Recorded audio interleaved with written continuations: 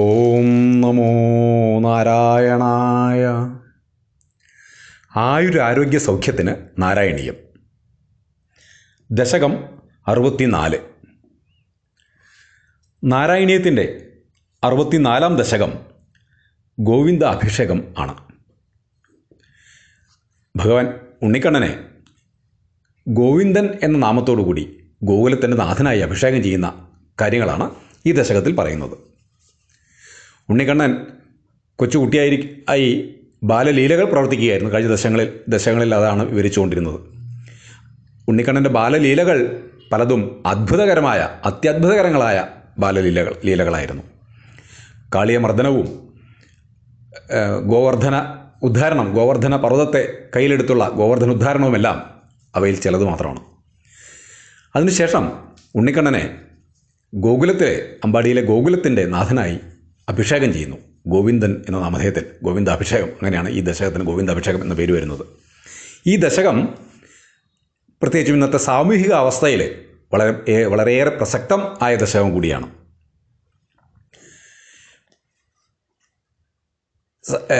ഉണ്ണിക്കണ്ണൻ കന്നുകാലികളെ മേയ്ക്കുന്ന കുട്ടിയായിട്ടാണ്, ഗോപാലകനായിട്ടാണ് വളരുന്നത്. നന്ദഗോപുരയുടെ മകനായി, വളർത്തുപുത്രനായി അമ്പാടിയിൽ വളരുകയാണ്. കൂടെയെല്ലാം കന്നുകാലികളെ മേയ്ക്കുന്ന കുട്ടികളാണ്. ഈ കന്നുകാലികളെ മേയ്ക്കുന്ന ഈ കുട്ടിയായുള്ള ഈ ബാല്യത്തിൽ ആണ് ഉണ്ണിക്കണ്ണൻ ഗോകുലത്തിൻ്റെ നാഥനായിട്ട് അഭിഷേകം ചെയ്യപ്പെടുന്നത്. അങ്ങനെ ഉണ്ണിക്കണ്ണൻ ഗോകുലത്തിൻ്റെ നാഥനായി അഭിഷേകം ചെയ്യപ്പെട്ടതോടെ ആ ഗോകുലം തന്നെ സ്വർഗത്തെക്കാളും വൈകുണ്ഠത്തെക്കാളും ശ്രേഷ്ഠമായി ഐശ്വര്യമുള്ളതായി എന്നാണ് ഈ ദശകത്തിൽ പറയുന്നത്. കന്നുകാലികളെ മേയ്ക്കുന്ന കുട്ടികൾ വളരുന്ന ആ ലോകം, ആ ഗ്രാമം സ്വർഗത്തെക്കാളും വൈകുണ്ഠത്തെക്കാളും ദേവലോകത്തെക്കാളും ശ്രേഷ്ഠമാണ്, ഐശ്വര്യമുള്ളതാണ് എന്ന് പറയുന്നു. വലിയൊരു തത്വം അതിനകത്തുണ്ട്. പ്രത്യേകിച്ചും ഇന്നത്തെ സാമൂഹിക അവസ്ഥയിൽ സമൂഹത്തിൻ്റെ ഏറ്റവും അടിത്തട്ടിൽ കഴിയുന്നവരെന്ന് വിശേഷിക്കപ്പെടുന്ന കന്നുകാലികളെ മേയ്ക്കുന്ന കുട്ടികളും കന്നുകാലികളെ മേയ്ക്കുന്നവരും താമസിക്കുന്ന പ്രദേശം, ഗ്രാമം, ഗോകുലം ദേവലോകത്തെക്കാളും സ്വർഗത്തെക്കാളും ശ്രേഷ്ഠമാണ്, ഐശ്വര്യമുള്ളതാണ്, മഹത്വമുള്ളതാണ് എന്ന് പറയുന്ന ആ തത്വചിന്ത ഇന്നത്തെ കാലത്ത് കൂടുതൽ പ്രസക്തമാണ്. ഈ ദശകത്തിൽ പറയുന്നത് ഇങ്ങനെയാണ്: തഥാഭിഷിക്തേ സതി ഗോപവാട നാഗേബി വൈകുണ്ഠപദേപ്യലഭ്യാം ശ്രിയം പ്രഭേദേ എന്ന് പറയുന്നു. ആ ഗോപവാടം, ഈ ഗോകുലം, കന്നുകാലികളെ മേയ്ക്കുന്ന കുട്ടികളും വലിയവരും താമസിക്കുന്ന ഈ ഭാഗം, ഈ പ്രദേശം, ഗോകുലം സ്വർഗത്തെക്കാളും വൈകുണ്ഠത്തെക്കാളും ശ്രേഷ്ഠമായി ഐശ്വര്യമുള്ളതായി എന്ന്. ഈ ദശകത്തിൻ്റെ അവസാന ശ്ലോകത്തിൽ പറയുന്ന മറ്റൊരു പ്രധാന തത്വചിന്തയുണ്ട്. തദിഹ പശുപരൂപീ ത്വം ഹി സാക്ഷാത് പരാത്മാ എന്ന്. പശുപരൂപിയായ അങ്ങ് സാക്ഷാത് പരമാത്മാവാണല്ലോ എന്ന്. കന്നുകാലികളെ മേയ്ക്കുന്ന പശുവിനെ മേയ്ക്കുന്ന അങ്ങ് സാക്ഷാത് പരാത്മാവാണല്ലോ, സാക്ഷാത് ഈശ്വരനാണല്ലോ എന്ന്. സമൂഹത്തിലെ ഏറ്റവും നേരത്തെ പറഞ്ഞ പോലെ സമൂഹത്തിൽ അടിത്തട്ടിൽ കഴിയുന്നവനെന്ന് സമൂഹം പൊതുവെ കരുതുന്ന ഈ കന്നുകാലികളെ മേയ്ക്കുന്നവൻ പോലും, സമൂഹത്തിലെ ഏറ്റവും അടിത്തട്ടിലുള്ളവൻ പോലും അവനാണ് യഥാർത്ഥത്തിൽ ഈശ്വരൻ എന്നൊരു തത്വം ഈ ദശകം മുന്നോട്ട് വയ്ക്കുന്നു, നാരായണീയം മുന്നോട്ട് വയ്ക്കുന്നു.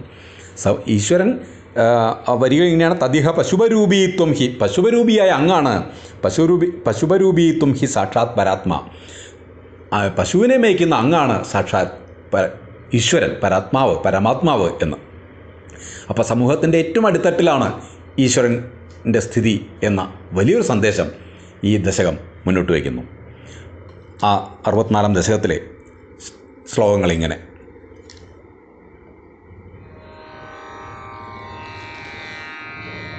ആലോക്യ ശൈലോദ്ധരണാദിരൂപം പ്രഭാവമുച്ചൈസ്തവ ഗോപലോകാഃ വിശ്വേശ്വരം ത്വാമഭിമത്യ വിശ്വേ നന്ദം ഭവജ്ജാതകമന്വപൃച്ഛൻ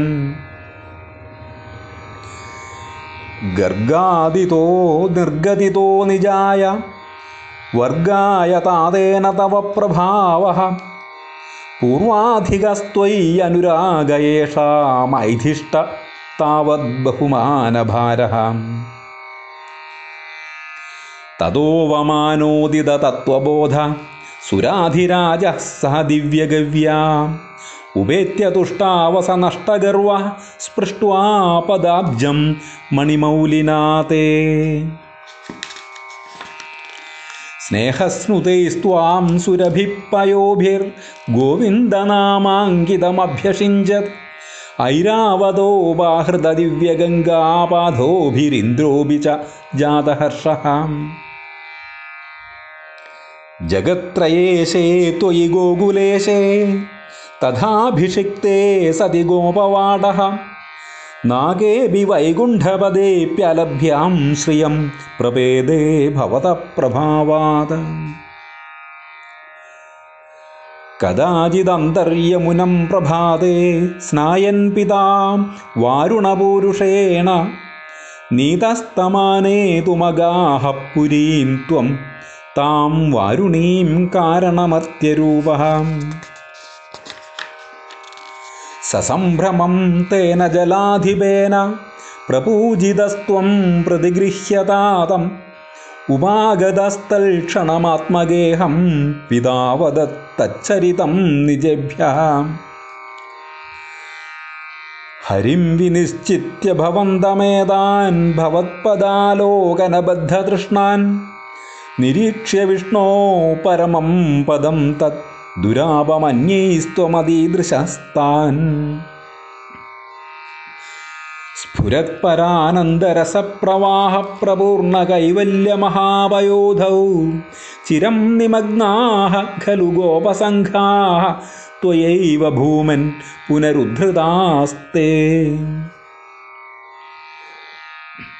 കരബദരവദേവം ദേവകുത്രാവതാരേ പരപദമനവാപ്യം ദർശിതം ഭക്തിഭാജാം തദിഹ പശുപരൂപീ ത്വം ഹി സാക്ഷാത് പരാത്മൻ പവനപുരനിവാസിൻ പാഹി മാമയേഭ്യഃ തദിഹ പശുപരൂപീ ത്വം ഹി സാക്ഷാത് പരാത്മൻ പവനപുരനിവാസിൻ പാഹി മാമയേഭ്യഃ. അല്ലയോ പശുപരൂപിയായ അങ്ങ് തന്നെയാണല്ലോ പരമാത്മാവ്.